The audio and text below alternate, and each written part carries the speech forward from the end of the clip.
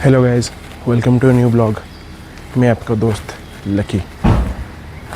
आज दिनांक है 24 और हम जा रहे हैं ओमकारेश्वर। चलिए फिर मिलते हैं ओमकारेश्वर में।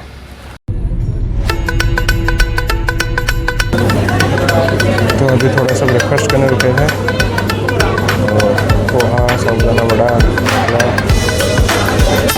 तो ब्रेकफास्ट हो गया, अभी फिर से सफ़र शुरू होगा और 1-1.5 घंटे का रास्ता है। भीड़ तो बहुत लग रही है यार, आज वीकेंड है और सभी लोग ओमकारेश्वर जा रहे हैं, तो देखते हैं क्या होता है।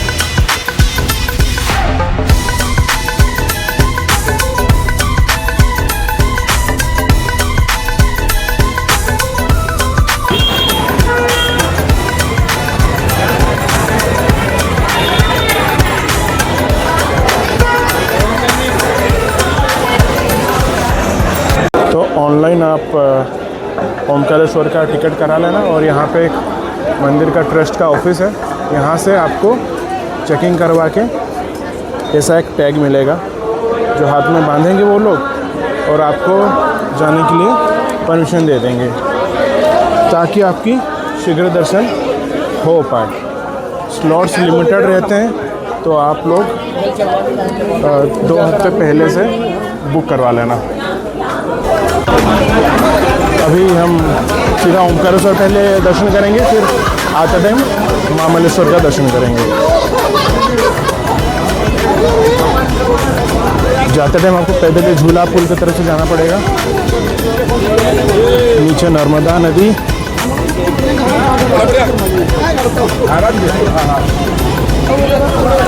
और उस तरफ ओमकारेश्वर मंदिर।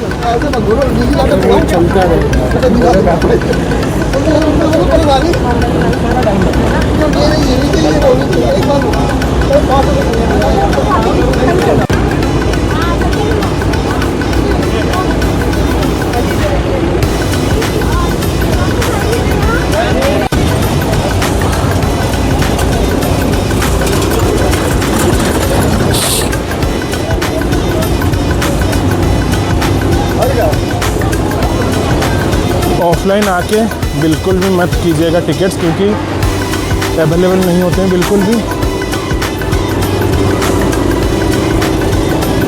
ऑनलाइन आप 2 हफ्ते पहले से करा लीजिएगा, आराम से आपको आपकी पर्ची मिल जाएगी।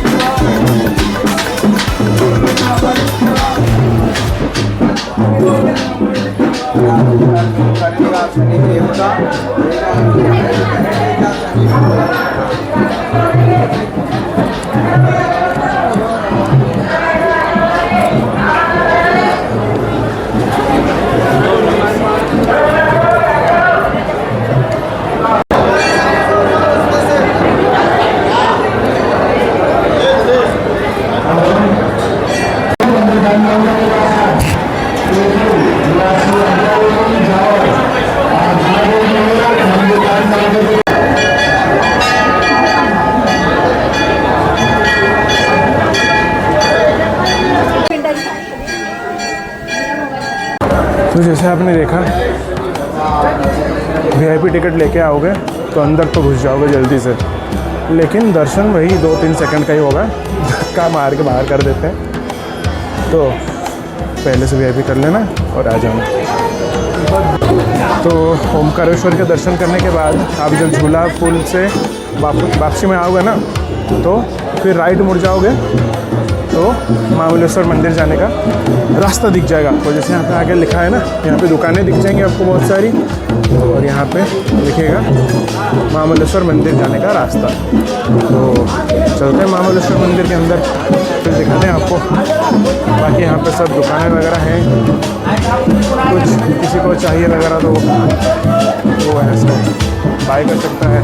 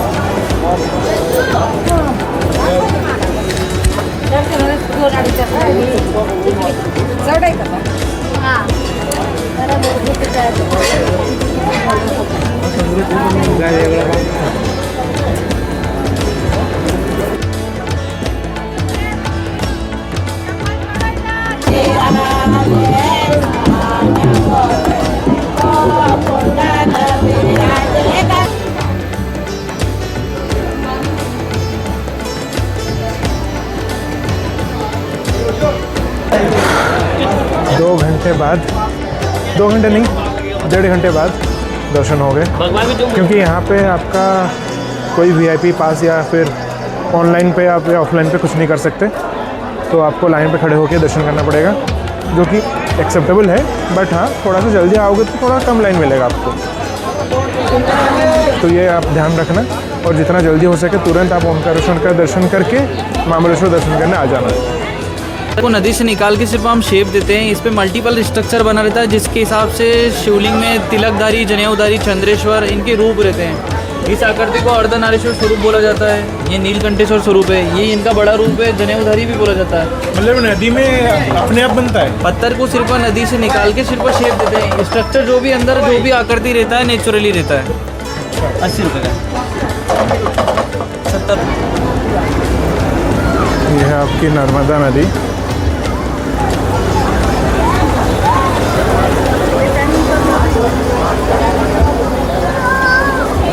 जाएगा थोड़ी देर में आओगे।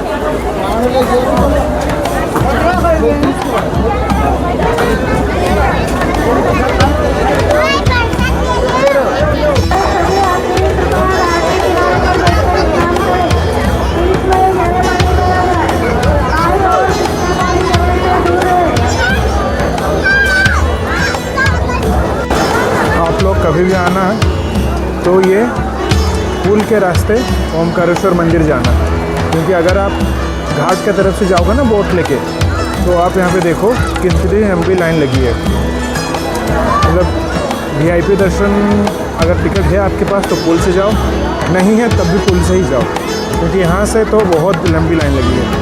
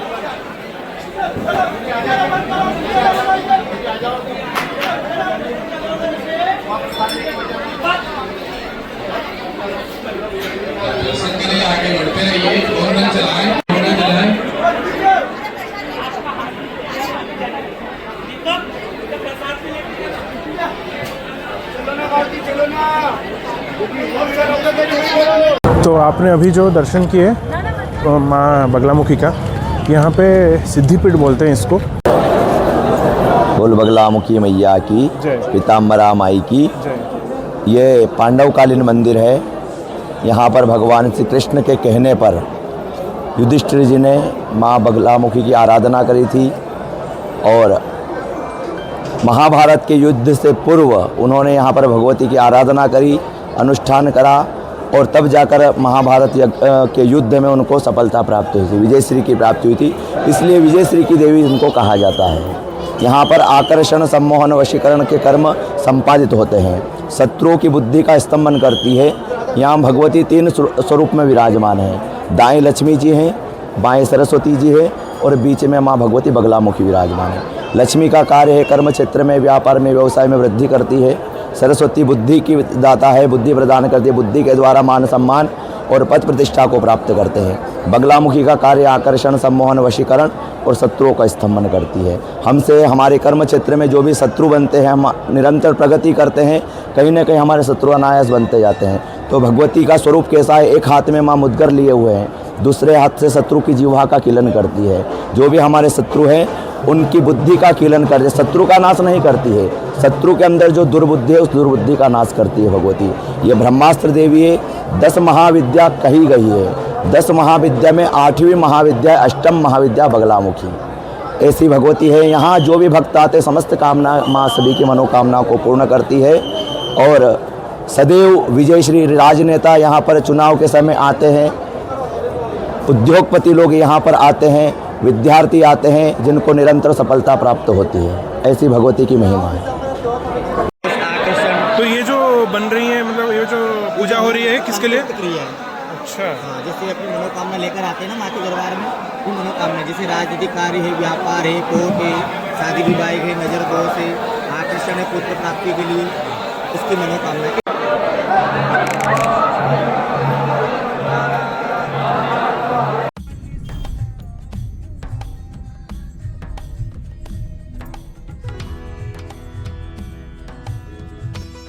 दिस इज़ द महाकाल लोक कॉरिडोर। मंदिर से दर्शन करने के बाद आप बाहर निकलोगे तो आपको ये कॉरिडोर दिखेगा। यहाँ पे शाम को 7 बजे लाइट शो होता है, बट वो हर दिन नहीं होता, उनकी मर्ज़ी होती है। जब मन करता है करते हैं, जब मन नहीं करता है नहीं करते। तो आप देख लेना जब भी आ रहे हो आपके हिसाब से।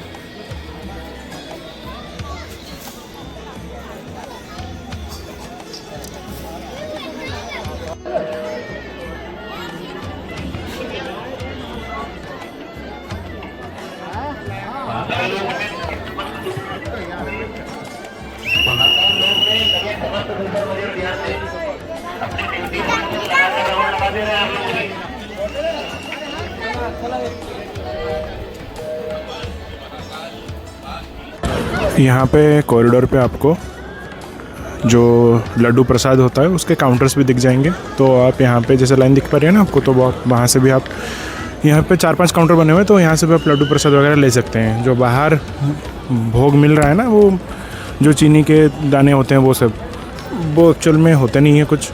तो अब मंदिर का प्रसाद चाहिए तो यहाँ से भी आप काउंटर से ले सकते हैं। उज्जैन की महिमा अद्वितीय है। सतयुग, त्रेता युग, द्वापर युग और कलयुग, हर युग में इसका अप्रतिम महत्व रहा है।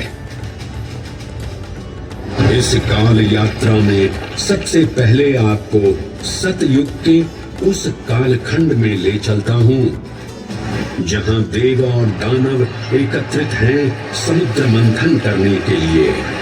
मन की आंखों से कल्पना कीजिए, भगवान विष्णु ने कूर्म का रूप ले मंदरांचल पर्वत को अपनी पीठ पर उठा रखा है। सागर से विकराल लहरें उठ रही हैं, मेघ भयानक गर्जना कर रहे हैं। देव और दानव वासुकी सर्प को नेति बना और मंदार पर्वत को मथनी बना। सतयुग के बाद त्रेता युग में माता सीता की खोज में वानर सेना का यहाँ आगमन हुआ।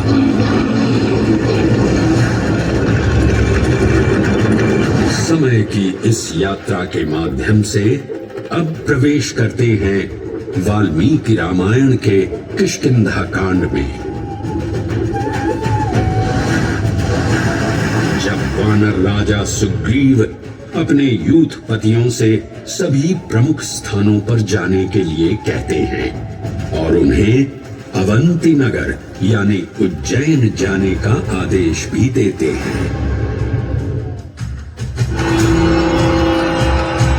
मेखला उत्कल के क्षेत्र जैन में महादेव की शरण लेता है, उसका कल्याण होना निश्चित है।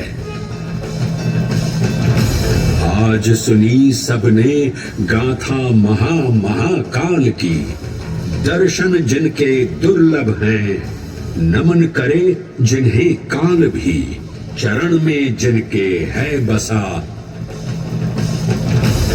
ये समस्त संसार कभी नहीं देखा होगा धरती पर ऐसा चमत्कार।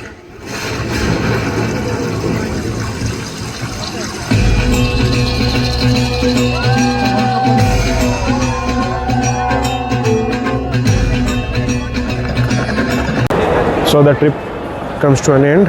आज मेरी वापसी की फ़्लाइट है भुवनेश्वर की। तो ब्लॉग कैसा लगा आप सभी लोग कमेंट करके बताना, कैसा एक्सपीरियंस रहा आप लोगों का भी। आप लोगों को कभी उज्जैन आना हो तो मैं आपको यश का नंबर दे दूंगा जो अपने होस्ट थे, आप बस उसको कॉल कर लेना, बाकी सब वो संभाल लेगा। फिर मिलते हैं किसी अगले ब्लॉग में, तब तक के लिए हमें राही प्यार के, फिर मिलेंगे चलते चलते, बाय।